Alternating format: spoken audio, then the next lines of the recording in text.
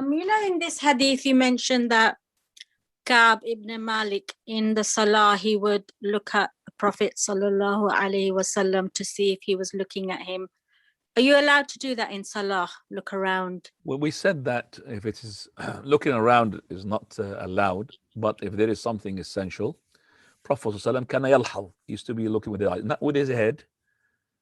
So look with his eyes. So if, for example, your kid is about to drop or you're going to be touching something hot, so you're allowed to look in case that he will do something, but not with your head. If something important, Abu Bakr looked when the companions started making a big noise as the Prophet was approaching.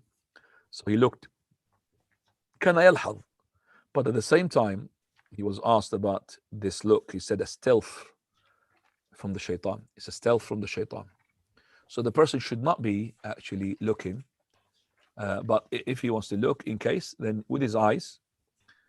Prophet said even he had forbade from the being a sly as a fox. Sly as a fox is your eyes move in a way that like fox move. I don't know if you see the fox. In like he's pretending that he's not looking at the prey, okay, but he's looking. So with his own eyes like that. So we're not supposed to imitate any type of animals in our prayer.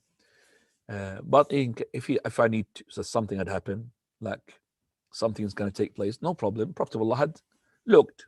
One day he had made like this, holding something in front of him, and it was the shaitan.